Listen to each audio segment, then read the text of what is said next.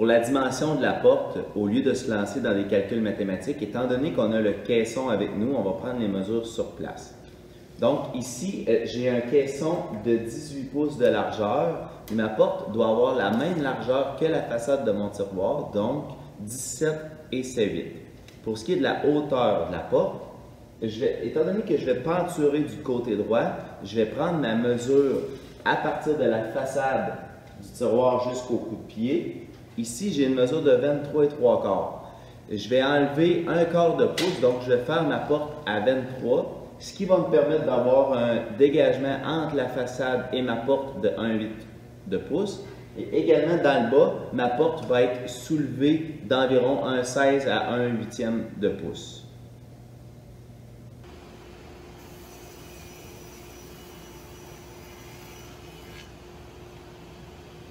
Lorsque notre porte est découpée et que les bandes de champ ont été installées, c'est maintenant le temps du traçage pour les pentures.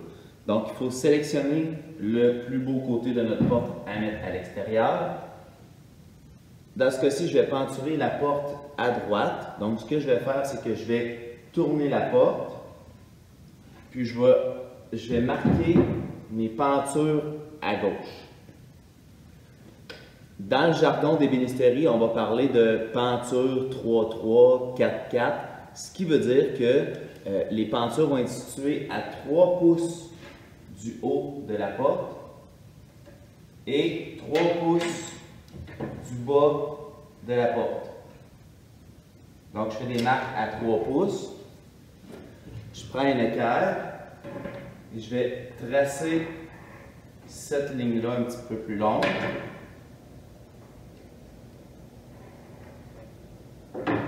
Ensuite, il faut marquer le centre de perçage. Donc, moi, je vais utiliser, on utilise des mèches de 35 mm pour percer les pentures. Donc, puis le fabricant des pentures demande que la penture soit située à 2 mm du champ de la porte.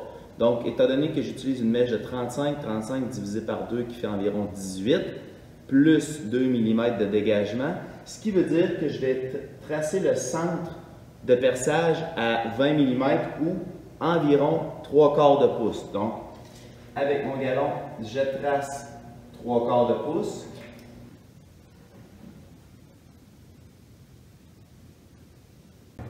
Et je suis maintenant prêt à aller percer ma porte. Pour les pentures, moi j'utilise des pentures de marque FGV. Il existe aussi une compagnie populaire, Bloom. Donc on peut voir à l'arrière, la penture se doit d'être encastrée dans la porte. Donc ici j'ai un rebut, j'ai fait mes essais. Donc c'est pour ça que j'utilise une mèche de 35 mm de diamètre avec un léger retrait de 2 mm. Donc ce qui va faire en sorte que lorsque je vais installer ma penture à l'intérieur, je vais pouvoir la visser avec 2 vis numéro 6. La première étape consiste à ajuster la perceuse pour ne pas défoncer notre porte. Donc, sur une perceuse à colonne standard, on a un guide de profondeur. Donc, moi, je l'ai déjà ajusté. La façon qu'on procède, c'est qu'on va mettre notre morceau de mélamine à côté sur la mèche, puis on va régler la profondeur pour arriver à environ à 1/8 du fond de la porte. Comme ça, on est sûr qu'on ne défoncera pas notre porte, puis notre penture va bien entrer à l'intérieur. Je vous conseille de faire un essai sur une rotaille avant pour éviter de briser votre porte. Il y a des gens qui vont installer un guide à l'arrière pour penturer, mais moi, j'utilise la perceuse pour plusieurs applications, fait que je ne veux pas m'encombrer d'un guide. Donc, j'y vais à la volée comme ça, puis jusqu'à présent, j'ai d'excellents résultats. Donc, lorsqu'on est tout ajusté, prêt à commencer, on peut percer notre porte.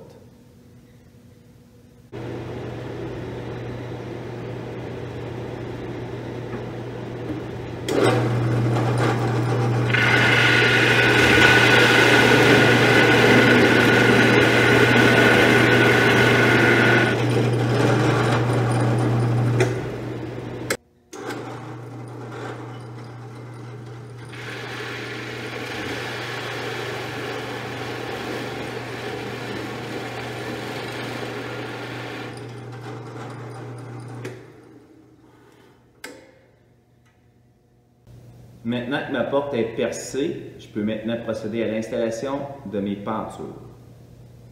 Pour l'installation des pentures, je vais utiliser un équerre, puis mon punch à centrer. Donc ce que je vais faire, c'est que je vais insérer la penture dans le trou, je vais prendre mon équerre, je vais venir glisser l'équerre contre ma penture pour m'assurer que ma penture est bien à 90 degrés. Je prends le poinçon à centrer, je vais percer le centre de mes trous et ensuite j'utilise de la vis numéro 6 de 5/8 et je visse ma penture. Encore là, il faut faire très attention pour ne pas faire stripper la vis, mais y aller doucement.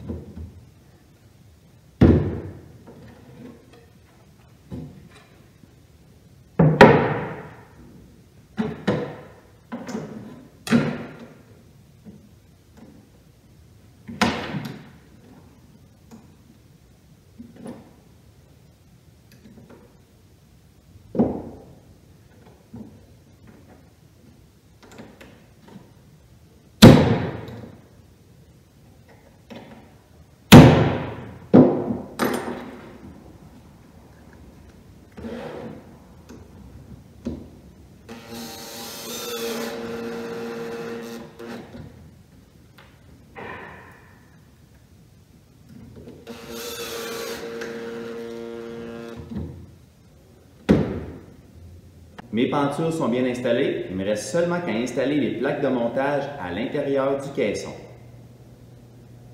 Le traçage des plaques à l'intérieur du caisson va se faire en fonction des pentures qu'on a installées sur notre porte. On se souvient qu'on a penturé 3 pouces, 3 pouces, ce qui veut dire 3 pouces du bas, 3 pouces du haut. Donc, à l'intérieur de mon caisson, je vais venir faire une marque à 3 pouces. Donc, je m'accroche sous le caisson et je fais une marque à 3 pouces. Ensuite, pour la deuxième plaque qui va aller en haut, je dois prendre la distance centre en centre de mes pentures. Quand j'ai tracé tantôt, j'ai fait des lignes plus longues pour pouvoir justement prendre la mesure. Dans ce cas-ci, j'ai une distance centre en centre de 17 pouces et demi. Ce qui veut dire que ma deuxième plaque va être tracée ou positionnée à 17,5 plus 3 pouces, donc à 20,5 à partir du bas du caisson. Ensuite, ce que je dois faire avec mon équerre, je dois venir tracer ou prolonger cette ligne-là à l'intérieur du caisson.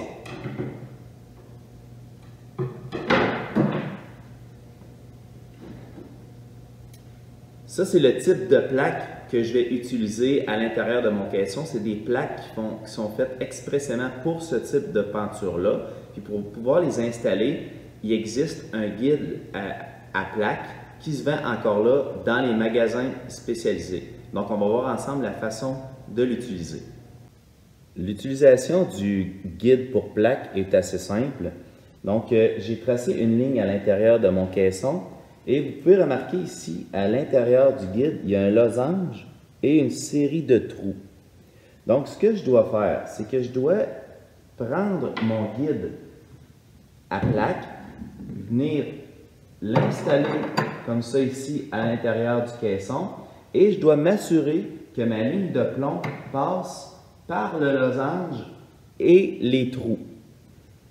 Lorsque c'est fait, je prends une mèche. Et là, il faut vraiment faire attention pour ne pas traverser ou percer le caisson. Donc, je vais juste faire un petit trou pour pouvoir guider ma vis. Donc, comme ceci.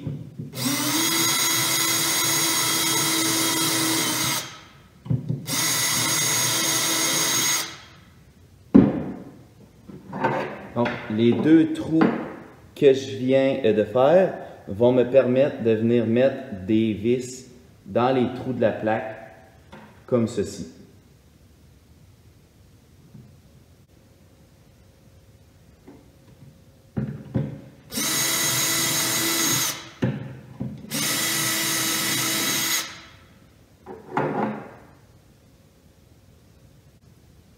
Donc, il ne me reste plus qu'à installer mes plaques.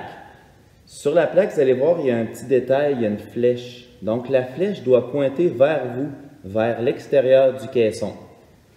J'utilise encore là de la vis numéro 658 et puis là, je vais la visser à l'intérieur du caisson, mais je ne visserai pas au fond. Je vais simplement installer la plaque sans la serrer.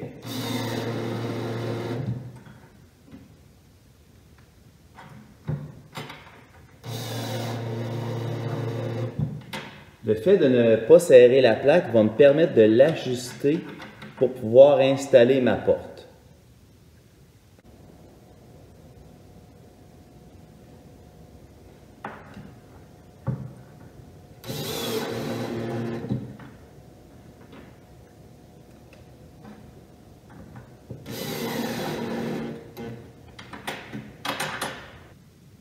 Lorsqu'on installe notre porte à l'intérieur du caisson, ce qui est génial, c'est que c'est des pentures pression.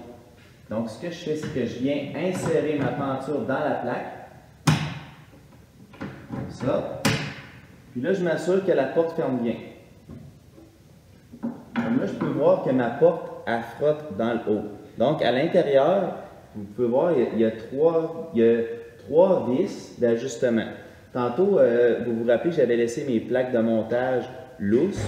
Donc, les plaques de montage, qu'est-ce qu'ils m'ont permis de faire en les laissant lousses? C'est d'ajuster ma porte avec un 8 de dégagement par rapport à ma façade de tiroir. Donc là, étant donné que ma porte frotte, ce que je vais faire, je vais devoir l'ajuster préliminaire. La première vis ici va permettre à ma porte de bouger de gauche à droite, tandis que la deuxième vis va permettre à ma porte de bouger de derrière vers l'avant. Donc, je fais un ajustement préliminaire.